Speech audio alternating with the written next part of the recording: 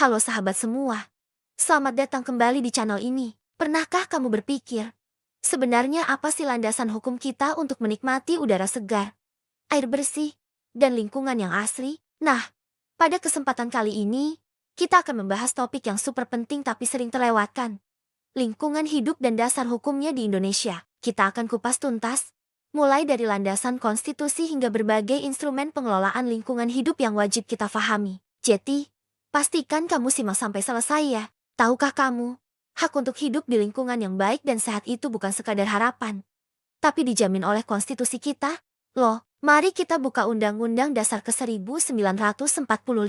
Dalam pasal 28 hari ayat 1, disebutkan dengan sangat jelas, setiap orang berhak hidup sejahtera lahir dan batin, bertempat tinggal, dan mendapatkan lingkungan hidup yang baik dan sehat, serta berhak memperoleh pelayanan kesehatan. Ini artinya, lingkungan yang bersih, aman, dan sehat adalah hak konstitusional kita sebagai warga negara, bukan lagi sekadar fasilitas atau kemewahan, tapi hak mendasar yang harus dipenuhi.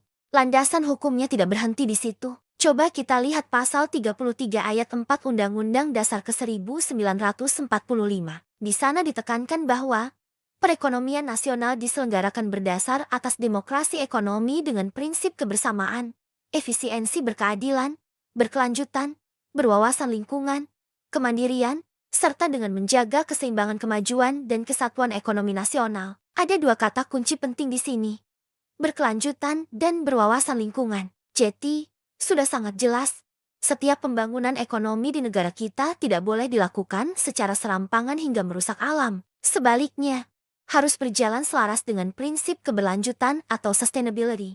Sekarang, kita semua tahu bahwa pembangunan ekonomi itu penting. Kita butuh industri untuk lapangan kerja, kita butuh infrastruktur untuk konektivitas, dan kita butuh energi untuk menjalankan aktivitas sehari-hari. Ini adalah sebuah keniscayaan untuk kemajuan bangsa. Namun, di sisi lain, kita juga tidak bisa menutup mata terhadap dampak yang seringkali menyertainya. Polusi udara, pencemaran air, kerusakan lahan, hingga konflik sosial seringkali menjadi harga yang harus dibayar. Nah, disinilah muncul sebuah konsep brilian yang disebut Sustainable Growth with Equity. Apa itu? Ini adalah sebuah pendekatan pertumbuhan ekonomi yang tidak hanya mengejar angka, tetapi juga memastikan adanya pemerataan kesejahteraan sosial dan kelestarian fungsi lingkungan. Pertumbuhan yang seimbang, adil, dan lestari.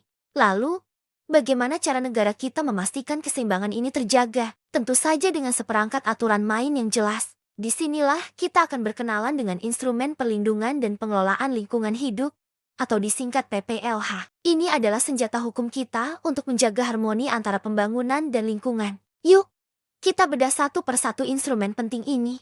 Pertama, ada yang namanya KLHS, atau Kajian Lingkungan Hidup Strategis. Anggap saja ini adalah filter pertama. Sebelum sebuah kebijakan besar, rencana strategis, atau program pembangunan dibuat, KLHS wajib dilakukan. Tujuannya, untuk memastikan bahwa sejak awal, dari level gagasan, aspek lingkungan sudah diintegrasikan. Jadi, kita tidak membuat kebijakan yang buta lingkungan. Kedua, adalah tata ruang. Kamu pasti sering dengar istilah ini, kan? Tata ruang ini mengatur pemanfaatan lahan di suatu wilayah. Mana area untuk industri, mana untuk pemukiman, mana untuk pertanian, dan yang terpenting, mana kawasan lindung yang tidak boleh diganggu-gugat. Dengan penataan ruang yang baik, konflik pemanfaatan lahan bisa diminimalisir. Bayangkan jika pabrik dibangun di tengah pemukiman padat. Pasti akan menimbulkan masalah, kan? Nah, tata ruang inilah yang mencegahnya. Instrumen ketiga adalah Baku Mutu Lingkungan atau BML. Ini adalah standar atau ambang batas kualitas lingkungan. Misalnya, seberapa besar kadar polutan yang boleh ada di udara agar tetap aman dihirup, atau seberapa jernih air sungai agar layak digunakan. BML ini menjadi acuan untuk mengukur tingkat pencemaran. Jika ada industri yang membuang limbah melebihi baku mutu, maka ia sudah melakukan pelanggaran hukum. Keempat, ada kriteria baku kerusakan lingkungan, atau KBKL. Jika BML mengukur kualitas media lingkungan seperti air dan udara, maka KBKL ini digunakan untuk menilai kesehatan sebuah ekosistem. Misalnya, kriteria untuk menentukan apakah sebuah hutan mangrove sudah rusak atau terumbu karang telah mati. KBKL menjadi dasar untuk tindakan rehabilitasi dan penegakan hukum terhadap perusak lingkungan. Selanjutnya, instrumen kelima yang mungkin paling sering kamu dengar. AMDAL.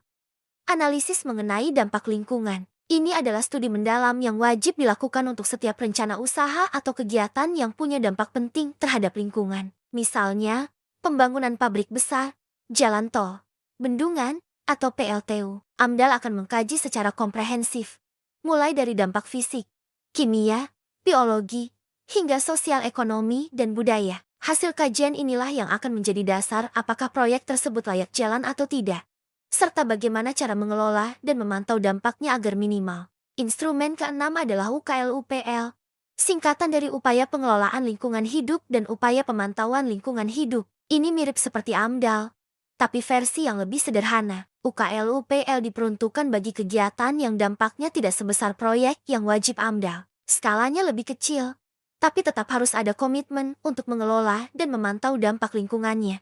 Ketujuh, dan ini sangat krusial, adalah perizinan. Setiap kegiatan usaha yang berpotensi menimbulkan dampak lingkungan wajib memiliki izin lingkungan. Izin ini bukan sekadar formalitas di atas kertas. Loh, ini adalah instrumen hukum yang mengikat pelaku usaha untuk patuh pada komitmen pengelolaan lingkungan yang sudah mereka susun, baik dalam dokumen AMDAL maupun UKL-UPL. Tanpa izin ini, sebuah usaha bisa dianggap ilegal dan dapat dikenakan sanksi.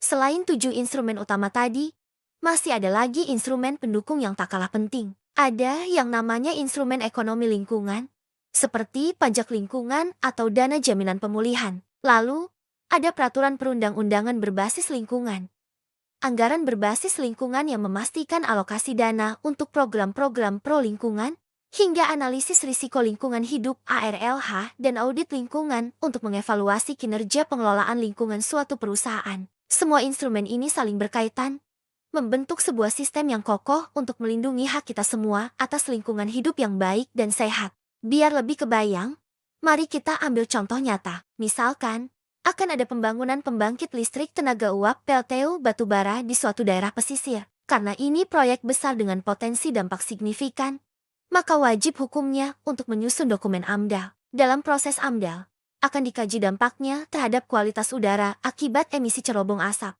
dampak air bahang ke laut yang bisa merusak ekosistem terumbu karang, hingga dampak sosial seperti potensi relokasi warga sekitar. Hasil studi AMDAL inilah yang akan menentukan langkah-langkah mitigasi. Misalnya, PLTU diwajibkan memasang teknologi pengendali polusi udara yang canggih, membuat sistem pendingin tertutup agar air bahang tidak langsung dibuang ke laut, serta memberikan kompensasi yang adil dan program pemberdayaan bagi masyarakat yang terdampak. Seluruh komitmen ini akan tertuang dalam izin lingkungan. Jika di kemudian hari PLTU tersebut melanggar komitmennya, misalnya polusinya melebihi baku mutu, maka pemerintah dan masyarakat bisa melakukan penegakan hukum. Dengan begitu, pembangunan tetap berjalan untuk memenuhi kebutuhan energi, tapi dampak negatifnya terhadap lingkungan dan sosial bisa dikendalikan. Nah, dari seluruh penjelasan panjang kita tadi, ada 3 poin penting yang bisa kita simpulkan. Pertama, hak atas lingkungan hidup yang baik dan sehat adalah hak konstitusional kita yang dijamin oleh Undang-Undang Dasar ke-1945.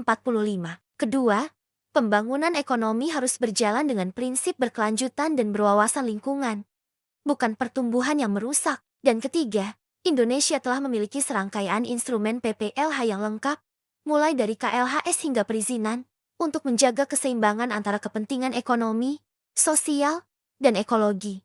Semoga materi kali ini bisa membuka wawasan kita semua tentang betapa pentingnya menjaga lingkungan dalam kerangka hukum yang berlaku di Indonesia. Ingat, menjaga bumi ini bukan hanya tugas pemerintah atau aktivis lingkungan. Kita semua punya peran, sekecil apapun itu. Mulai dari hal sederhana seperti tidak membuang sampah sembarangan, menghemat penggunaan air dan listrik, hingga lebih kritis dan mendukung kebijakan-kebijakan yang pro lingkungan. Setiap langkah kecil kita, jika dilakukan bersama-sama, akan menjadi kekuatan besar untuk masa depan bumi yang lebih baik. Terima kasih banyak sudah menonton video ini sampai akhir. Jika kamu merasa informasi ini bermanfaat, jangan lupa tekan tombol like, bagikan ke teman-temanmu, dan yang paling penting, subscribe channel ini agar tidak ketinggalan konten-konten menarik berikutnya. Sampai jumpa di video selanjutnya.